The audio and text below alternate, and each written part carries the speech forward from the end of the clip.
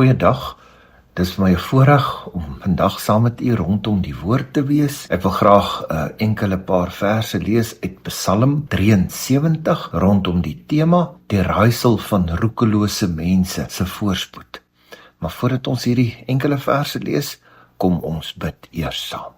Almagtige Hemelvader, dankie dat ons rondom u woord by mekaar kan wees. Here, ons kom na u toe om u te smeek en by u te pleit dat u deur u Gees ons harte en ons gedagtes sal verlig, sodat ons sal verstaan wat u uit u woord vir ons wil sê. Dit bid ek in Jesus se naam. Amen. Psalm 73, ek lees dan vir ons net enkele van die verse, vers 1 tot 4, 'n psalm van Asaf. Waarlik, God is goed vir Israel, vir die wat rein van hart is.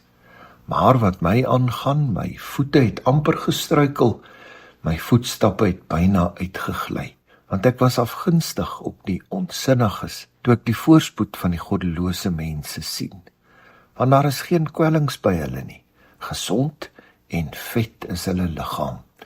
Dan vers 16 en 17, toe het ek nagedink om dit te verstaan, maar dit was moeite in my oë, totdat ek in die heiligdomme van God ingegaan en op hulle einde gelet het.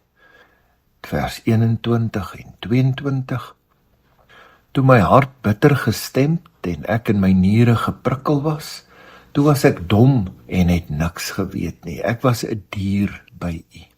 Dan weer vers 25 en 26, wie het ek buiten u in die hemel? Buiten u begeer ek ook niks op aarde nie. Al beswyk my vlees en my hart, God is die rots van my hart en my deel tot in ewigheid. Ons lees net tot sover. Mag die woord van die Here geseënd wees in elkeen van ons harte. Het dit al met jou gebeur dat jy wonder oor 'n buurman of oor iemand wat saam met jou werk se voorspoed?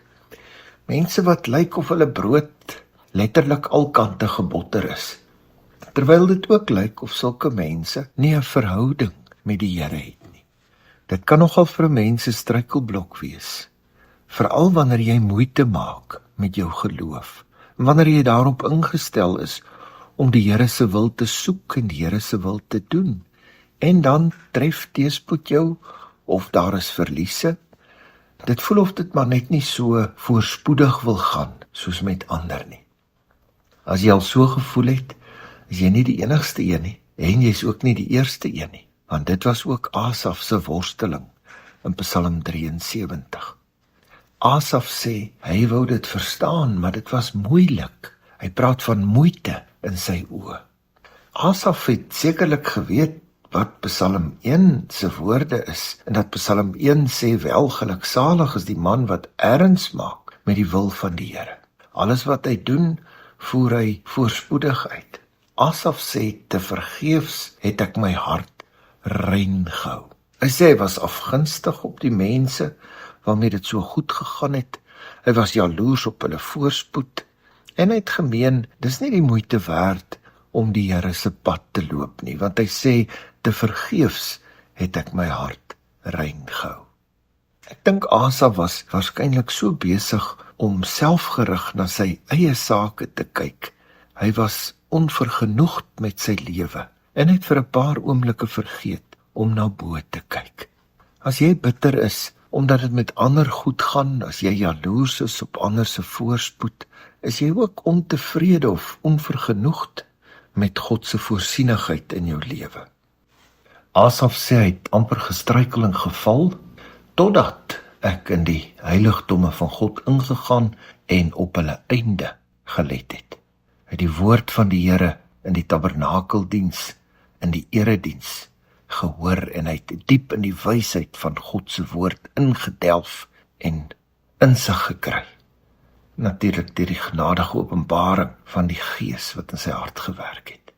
Asaf kyk nie meer na homself nie, hy kyk nou na bo, en met hierdie heilige insig kom hy ook weer tot die besef van sy toekomshoop, toe hy sê, hy het op hulle einde gelet. So erken hy dan met skaamte in vers 22, ek was dom, Here, ek was 'n dier by u.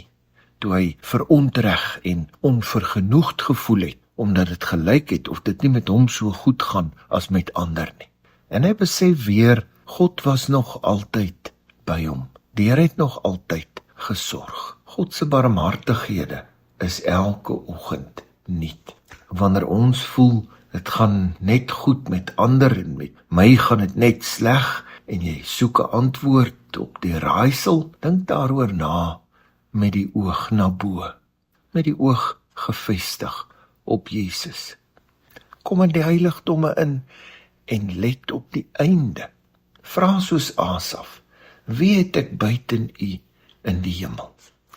En jy sal besef dat jy meer insig as Asaf het, want nou weet ons dat ons rots tot in ewigheid ons Here Jesus Christus is. Dat hy ons sondeskuld betaal het, dat hy die dood oorwin het, en hy sit aan die regterhand van God.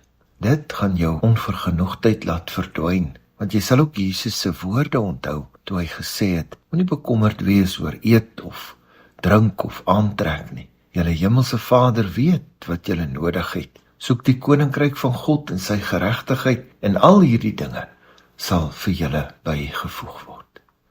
Gaan in die heiligdomme van God in, let op jou einde, en hy sal vir jou voorsien.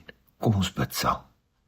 Almagtige Hemelvader, dankie dat U 'n God is wat sorg, en dat U 'n God is wat deernis het met elke een van U kinders.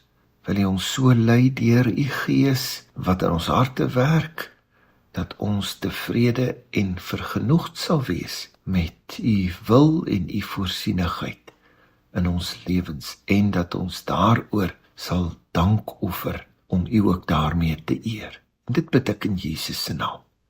Amen. Mag jou dag geseënd wees.